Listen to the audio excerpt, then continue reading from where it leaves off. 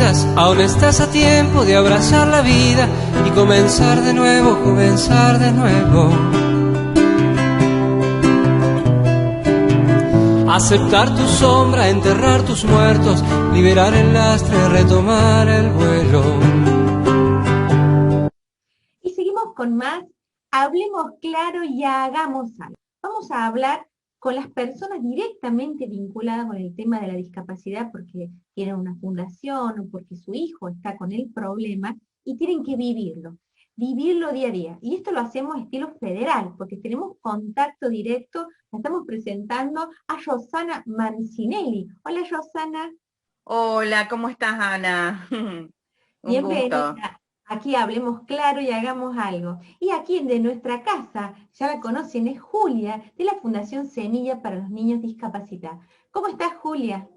Hola, ¿qué tal, doctora? Un gusto nuevamente volverla a encontrar en este espacio. Usted que siempre está acompañándonos, así que en estos tiempos de, 2 años casi, que por la situación de la pandemia, hemos trabajado en silencio, vamos a decir, y siempre acompañando a las familias que tienen niños con discapacidad. Así que nuevamente, agradecida por esta comunicación y de poder contactarme con la doctora Martinelli, que yo he hablado en una oportunidad con la señora, ahora que la recuerdo el nombre, ahora la veo la veo a ella a través de lo virtual y bueno, acá estamos, así para compartir, digamos, nuestra... ¿En qué contexto se conocen ustedes? No, yo la contacté, me parece que de forma telefónica, justamente por algún tema, porque veo que esto es tan dinámico, la discapacidad. Entonces, en algún tema que alguna mamá me habrá consultado en ese momento, y bueno, ahora seguramente que ya lo pudimos, porque ella está en Rosario y acá en Córdoba son otras situaciones, entonces que bueno, pero bienvenido porque va sumando conocimientos, ¿no? Y así, bueno, desarrollar estrategias también. Muy importante el conocimiento, saber la ley, conocer los recursos y poder aplicarlos, porque algo que yo siempre digo, que la ley escrita que no se aplica es letra muerta. Así que le vamos primero a preguntar a Rosana, ¿cómo es el tema allá en Rosario con el tema de discapacidad, el medio ambiente? Si es amigable, si se aplican las normas en cuanto a transporte público, en cuanto a factibilidad e integración. Un gusto también, Julia, escucharte. Hemos compartido una conversación telefónica porque uno en este tema seguro siempre está interesado en saber en otros ámbitos, ¿no?, cómo se resuelven las cosas. A nosotros nos toca, viviendo en Rosario, trabajar siempre en red con muchas instituciones al servicio de las personas con discapacidad. Yo soy profesora de Ciencias de la Educación y en realidad estamos muy dedicados a todo el tema de la inclusión escolar, al tema de la integración laboral, y en particular respecto al respeto de la norma. En Rosario lo que ha surgido ya desde el año 85 es una ordenanza que define la creación de una asamblea de organizaciones para muchas organizaciones de la sociedad civil que representan a las personas con discapacidad, que fue un logro en aquel momento, en el año 85, casi, 35 años, y esto fue, digamos, preservando un espacio y hasta un fondo que provenía de los impuestos para trabajar en distintos proyectos emprendidos por esas instituciones o las que trabajan en torno a la Dirección de Discapacidad, que es la Dirección de Discapacidad Municipal. Y en ese contexto, entonces, este trabajo en red siempre es posible de generar ese espacio de control, vamos a decir, del respeto a las normas, ¿no? Y en realidad ha sido bastante ordenado en el sentido de que, suponte, si vos querés tomar un taxi y no te para, bueno, vos tenés una instancia, tenés un teléfono donde hacer la denuncia. Esto también genera una gran espacio de capacitación para, por ejemplo, los servidores públicos.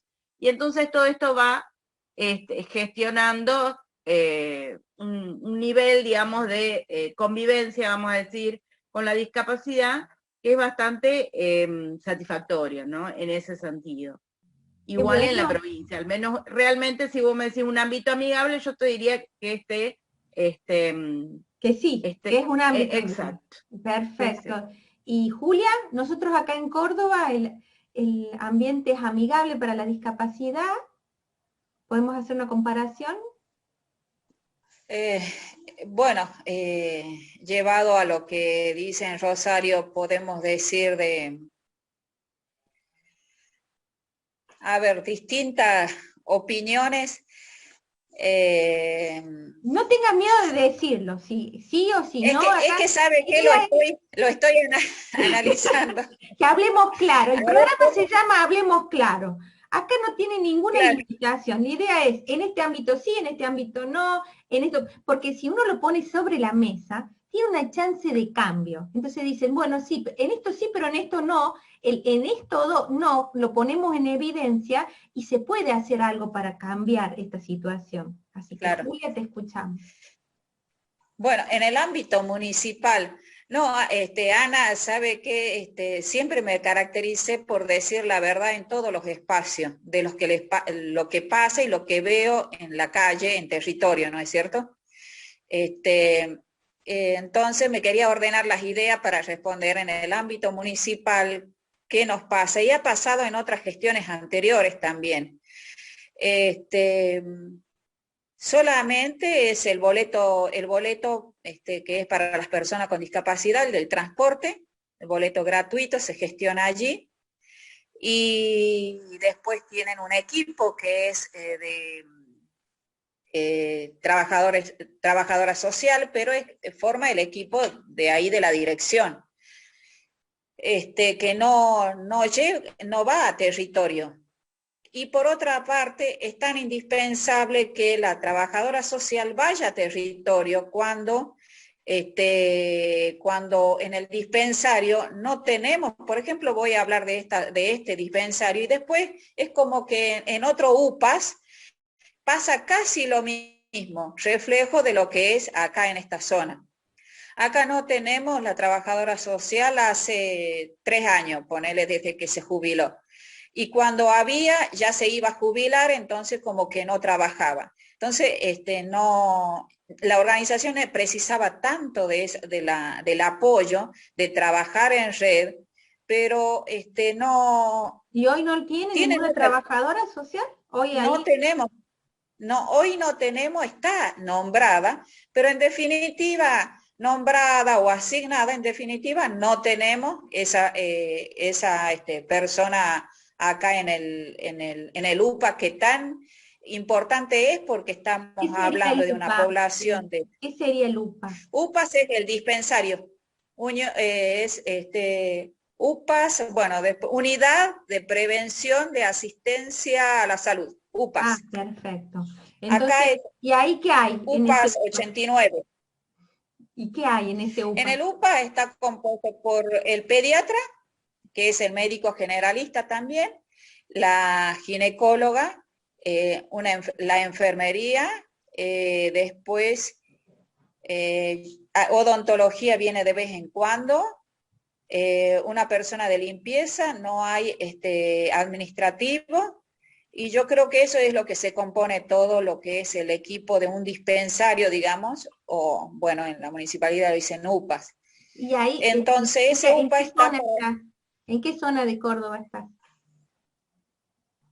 Bueno, Villa Rivadavia Anexo, Camino San Antonio al 9000. Bien, bueno, porque de esta forma se Esta pone en zona, evidencia y que llegue al intendente que esa parte necesita una estructura, y más con tu fundación que es de niños y personas discapacitadas. ¿Cuántas personas tienes con mire, discapacidad? acá en el barrio de una población aproximada, vamos a decir, porque ha ido creciendo, entonces, según lo que la Católica lo ha hecho hace como 10 años más o menos, decía 500 personas. Hoy calculamos 600 familias que hay, y de las cuales hoy le puedo decir que estamos en los 30 niños con discapacidad, tanto muchos trastornos del espectro autista, varones, o sea, estamos ya como en rojo, en alerta. Luego sigue síndrome de Down, discapacidad visual, motriz, después retraso mental leve, después otras enfermedades otros diagnósticos que no son tan conocidas. Somos mucha gente con discapacidad. ¿Hay algún problema en la zona por la cual hay tanta gente discapacitada? Bueno, doctora, nosotros, cuando arrancamos hace 6 años aproximada, yo la verdad que, bueno, por mi conocimiento, debido al diagnóstico de mi hijo, que es trastorno de espectro autista, empecé a observar, porque desde la observación es que luego nace la fundación. Y yo por eso era la visita con el UPAS del acompañamiento, ¿no es cierto? Me he acercado a la municipalidad, a la dirección de discapacidad, tampoco, no he tenido ese acompañamiento. Después a la dirección de discapacidad provincial a cargo de la doctora Marite Puga, tampoco he tenido respuesta. Contándole esto, doctora, que tengo un padrón, se hizo un relevamiento de que no soy yo idónea en eso, pero sirve como donde tengo la dirección de la persona, si tienen trabajo, qué educación, de dónde provienen, y si el niño nace, o niño o niña nació en el barrio. Digamos, yo me focalicé en eso, y si tiene obra social o no.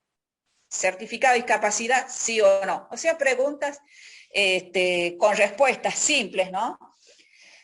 Y resulta que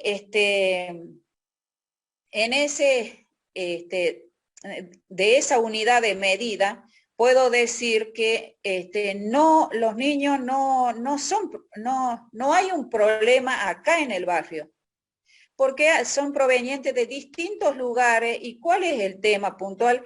Que han venido a este barrio buscando una vivienda. O sea, como acá era tipo campo y después se fue poblando, o sea, por una oportunidad de vivienda, en donde algunos tienen familiares, son familiares, y otros no. Se caracteriza este barrio por tener familiares desde acá en Villa Rivadavia, después tienen con Angelelli y con Hogar 3. Como son pegados, entonces muchos son parientes acá, pero las personas que he hecho un censo, si se quiere humildemente, no tienen parentesco, pero son provenientes, y algunos importante saber que no hay, esta zona. claro, es muy importante saber que no hay ningún factor externo que le esté produciendo la incapacidad a los niños, ¿no? Que eso es importante porque si hay alguna cuestión tóxica o algo, es por otro camino que se va. O sea, acá lo que nosotros estamos viendo, por lo que está contando Julia, es que hay como un desamparo del área del Estado, del gobierno, en cuanto al suministro de los profesionales y lo que se tendría que establecer por ley para protegerlo. Rosana, allá el área de gobierno, por lo que estuviste contando, ¿sí la tienen a esa protección y ese acompañamiento? Bueno, mira, yo la verdad que valió realmente importantísimo el trabajo que hace Julia en su barrio, y hasta esta iniciativa, ¿no?, de registrar y de hacer este censo. Yo lo que quisiera marcar, inclusive vos cuando empezaste a hablar del tema de la legislación, que tomen en cuenta lo valioso de una ordenanza que se hizo en el año 1985. Y de 1985 hasta ahora sucedieron un montón de gobiernos. Algunos respetaron la ordenanza, otros no, algunos más o unos menos, pero siempre fue una herramienta importantísima para defender la cogestión de todas las organizaciones con el Estado. Entonces, esa es la diferencia, porque acá yo, la verdad, cuando hablo de la ordenanza y de ese espacio, que pocas ciudades lo tienen, pero que en realidad preservó el espacio de la discapacidad para justamente nuclear allí todas las realidades que, digamos, de la mano de muchas personas físicas, individuales, muchas mamás de niños con discapacidad, que por ejemplo proponían plazas para accesibles y entonces llevaban los proyectos, y digamos, todo bajo el paraguas de este espacio en red que, digamos, era específico para la atención de las cuestiones de las personas con discapacidad, inclusive la creación de un observatorio, la creación de un fondo, pero todo eso fue un esfuerzo que se hizo hace 35 años y que, ya te digo, sobrevivió a todos estos gobiernos, pero porque era una ordenanza del Consejo. Por eso es como una ley que después se reglamentó o tuvo que reglamentar el intendente. Entonces, eso fue, digamos, un espacio que inclusive preservó el tema de la discapacidad, porque por lo que me dice Julia, digamos, está diluido todo el tema de la discapacidad en salud, digamos, con la atención a través de los dispensarios, y a veces no es todo un tema salud el tema de la discapacidad. Pasa por muchas otras cuestiones. Ahí te pregunto, ¿no es todo el área de salud? ¿Qué otras áreas abarca? ¿O se tendría que crear acá un instituto especializado en temas de discapacidad? Claro, porque inclusive, fíjate, de lo que yo te hablo, esta ordenanza, digamos, de alguna forma define una especie de cogestión entre el Estado y todas las organizaciones de discapacidad que se reúnen en una asamblea de organizaciones. Eso determina, digamos, en el Estado municipal una proximidad, ¿no es cierto?, a la realidad de la ciudad. La instancia de la dirección provincial, que ya sería la dirección, digamos, de inclusión de la provincia, tiene otros incumbencias, vamos a decir. Pero en lo próximo, en este espacio, se habla del tema de la accesibilidad, del tema del planeamiento, del tema de las rampas, de los temas de las necesidades mínimas de pañales y de atención a las personas con discapacidad. Inclusive ese fondo cubre todas esas emergencias de gente sin obra social, porque en realidad, digamos, hoy todo el mundo tiene la opción de que a través de su obra social pueda tener cobertura de todo tipo. El tema es que algunos al no tener el certificado único de discapacidad, no pueden tramitarla, o a veces las obras sociales, como incluir salud, están demoradas. Pero en realidad existe, por lo menos en el ámbito de la Municipalidad de Rosario, un ámbito que es la Dirección de Discapacidad, que se ocupa y concentra todos esos temas. Y también un observatorio donde en particular se tratan temas de digamos, relacionados con esto que te digo, qué sé yo, el transporte público, cómo atiende a las personas con discapacidad, si cumple la función, inclusive también muchos, transporte público se ha modernizado y tiene rampas para subir las sillas, en fin, pero es un trabajo, ya te digo, de 35 años, por eso yo insisto, el valor de esta ordenanza municipal, ¿no? Que fue, ya te digo, no digamos, no fue un gobierno municipal el que la sancionó, sino que fueron todas las organizaciones de la discapacidad en conjunto, con obviamente legisladores que decidieron sancionarla. Muy bien, Rosana. ¿Qué sentís, Julia, escuchando esto? Ahí me traslado hacia ti, que vivís el día a día y que una provincia tan cercana como Rosario, como Santa Fe, como Rosario, una localidad, tienen toda esta estructura y lo que está pasando acá en Córdoba. ¿Qué sentís? ¿Sabes qué pasa, Ana? Vos dijiste si faltaba crear algo más. ¿Sabes qué? No hace falta crear más. ¿Sabes qué? Si vos no tenés voluntad, ya sea en cualquier cargo que tengas, que te toque, municipal, provincia, si no tenés la voluntad y la parte económica, no sirve de nada crear otra agencia, secretaría, lo que fuese, no suma. ¿Sabes por qué? Porque es como un cuerpo que está desorganizado. O sea, no trabaja íntegramente. O sea, cada miembro trabaja por su lado. Y al trabajar de esa manera, si estamos pensando que por los pasillos hablamos que discapacidad es un gasto, entonces ya no podemos hacer nada por la persona con discapacidad. Si hay una bajada de línea de esa manera cuando se divide el presupuesto, entonces, ¿qué podemos esperar? Sí, está muy bien toda la información. Vos sabés que tanto desde mi lugar, puedo decir que la doctora Marité Puga trabaja excelente toda su elaboración, toda la información que recopila, sus libros, todo está perfecto. Pero ¿sabes qué pasa cuando esa información que trabajan en la oficina no baja a territorio? Si esa información bajara y dijera cómo se puede plantear esa situación y que hoy, como lo ha dicho, se ha creado muchos hospitales, centros de día, pero ¿sabes qué? Están saturados, están totalmente saturados.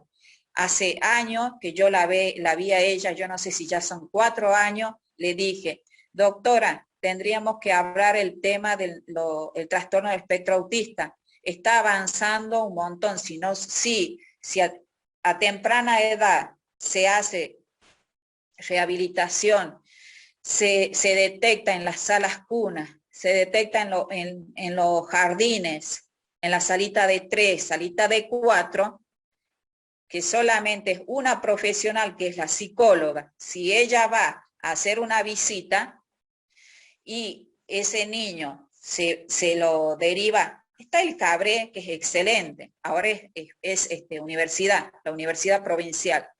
Entonces no es que el papá tiene que tener sin trabajo, sin obra social, ¿dónde va a ir el papá? Sí, dice el Hospital Misericordia, está saturado, este es excelente, el Hospital de Niños es excelente, está saturado.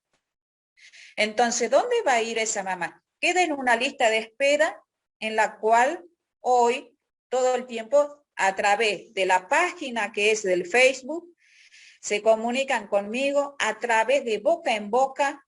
Me dice, señora, ¿qué voy a hacer? Ya me cansé. Estoy cansado porque voy a todos lados y no tengo una respuesta y no sé qué hacer.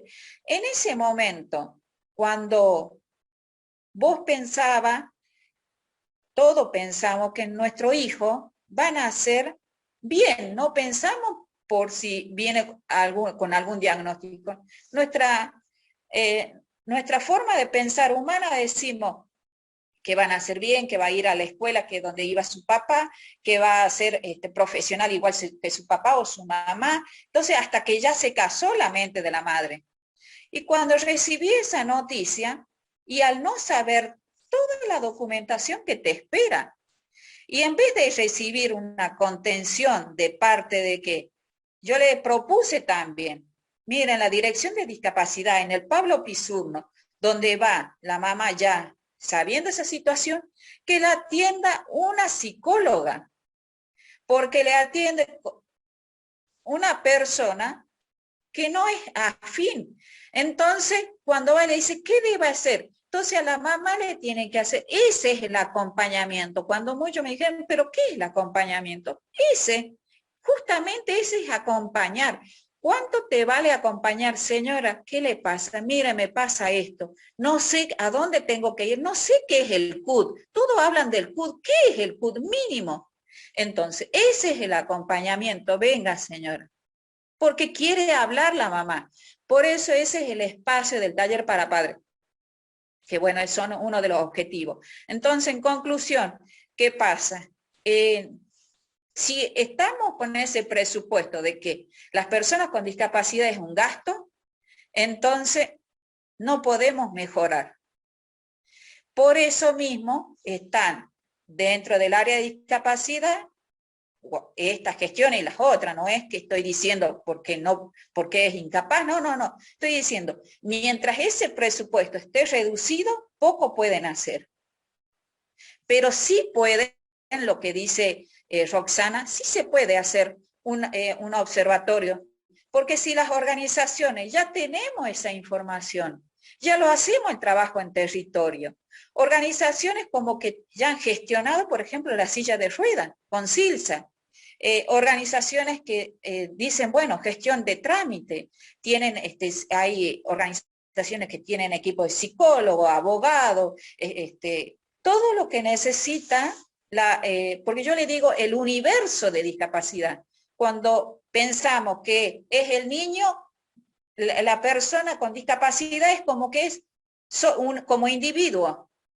Nosotros lo tenemos que pensar como familia. De esa manera vamos a poder abarcar toda la problemática, porque es familia. Porque no solamente es el niño, sino que es la mamá, el papá y el hermanito, o la tía o alguien que esté involucrado, y que según el diagnóstico va a poder acompañar a la mamá.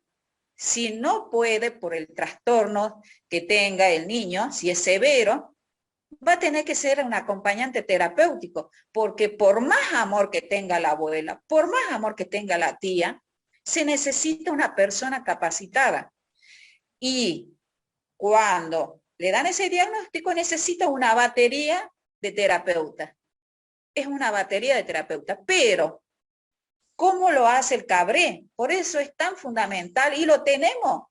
Es una escuela de profesiones excelente.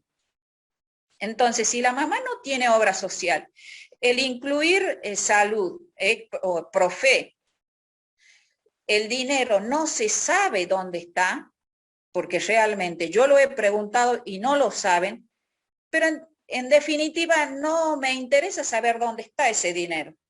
En definitiva, lo que me importa es que el niño tenga rehabilitación a temprana edad. Entonces, veamos estrategia. ¿Quién? El CABRE, perfecto.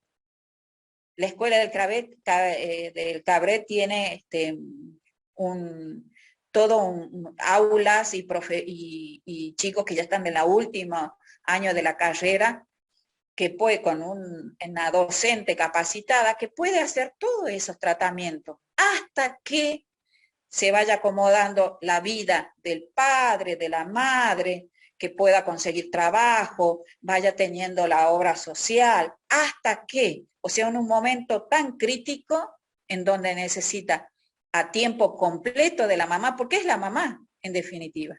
Es la mamá. Si la mamá es profesional o trabaja en algún lugar, va a tener que dejar de trabajar. No le queda otra. Va a tener que dejar de trabajar. Y ahí vamos a lo que dice la Convención Internacional de las Personas con Discapacidad. Y es clarito. Dice, donde hay una persona con discapacidad, se vive en estado de pobreza. ¿Por qué? Justamente ese es el caso. Porque la mamá deja de trabajar y queda solamente el papá. Y si el papá queda sin trabajo, ¿quién debe acompañar a la familia? ¿Quién es la figura? Tiene que ser el Estado mismo de acompañar a esa familia. Porque lo mismo dice, las leyes están, la convención está, entonces, ¿qué? Hay un proyecto que está en el Senado de la Nación, que lo han presentado y seguramente está encajonado.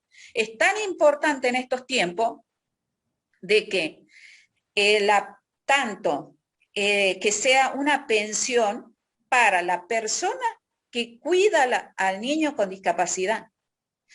La persona puede ser familiar, el hermano, el papá, la persona que esté a cargo va a recibir esa pensión. ¿Por qué? Porque no puede trabajar esta dedicación completa.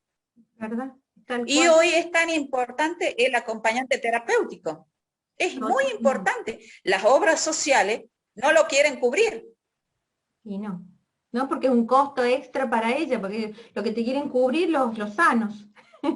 Cuando estás sana y joven, sano, Por eso, se pelean Y no, es por- una lucha, es una lucha. Qué es bueno una lucha permanente de las que obras se lo con diga. las obras sociales para inclusive tener esa cobertura. Yo estoy totalmente de acuerdo con Julia. Yo cuando les hablo del tema de la ordenanza, digo, bueno, es una herramienta muy interesante, lo cual no significa que todos los gobiernos hayan respetado, digamos, y trabajado, digamos, con el mismo espíritu, inclusive hasta los fondos, que, digamos, la administración de los fondos, que son exclusivamente de la discapacidad, muchos no lo respetan o tienen una interpretación. Así que, digamos, esto es, digamos, otro tema aparte, ¿no? Es decir, la responsabilidad de cada uno de los gobiernos respecto del respeto o no de este tema de la ordenanza, que en este caso sería la valoración de la discapacidad. Como dice Julia, es decir, es en el fondo un problema de conciencia y de,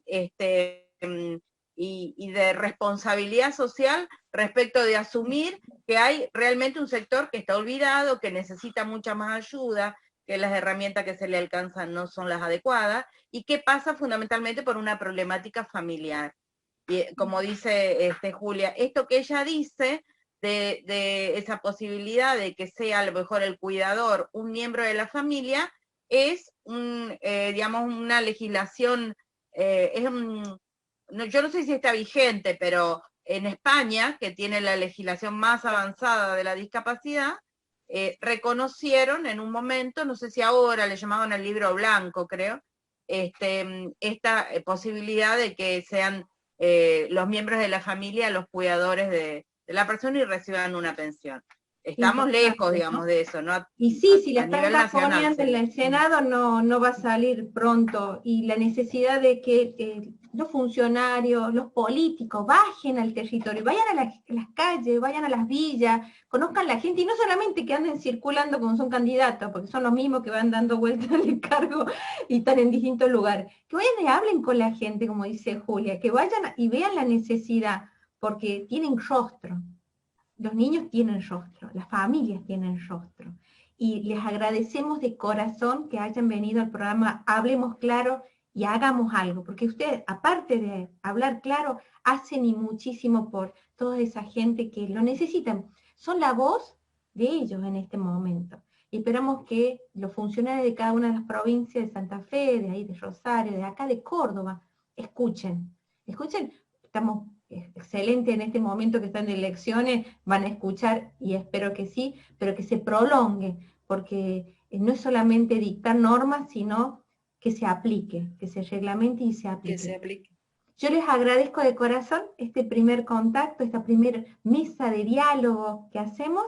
La verdad que muchísimas gracias, Rosana, desde ahí de Rosario, que nos hayas dado esa mirada. Me encantaría que me mandes esa ordenanza, me encantaría leerla también y verla y compararla con la de aquí de Córdoba, y se puede aplicar algo.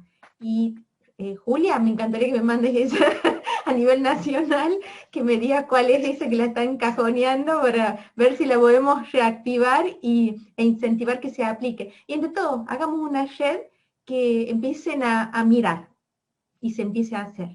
De corazón, chicas, muchísimas gracias. Muchas gracias. Nosotros hemos creado una cuenta en el Banco Santander, una cuenta corriente, para recaudar fondos para hacer esa casa que es para los niños con discapacidad. No solamente los niños, sino que familia. Y bueno, ese espacio que va a ser todo, porque no solamente va a ser un comedor, sino va a ser complementado con las terapias, va a ser un espacio en donde convoquemos a otras organizaciones. O sea, va a ser una casa grande. Bien. Vamos a poner el número de cuenta en el programa, en la página Hablemos Claro y Hagamos Algo de Facebook, para que todos puedan colaborar a que se haga esta casa que se necesita tanto para contener, acompañar a todas las familias que tienen uno de sus miembros con discapacidad. Muchísimas gracias, Julia. Y no se vayan, que ya sigo con más. Hablemos Claro y Hagamos Algo.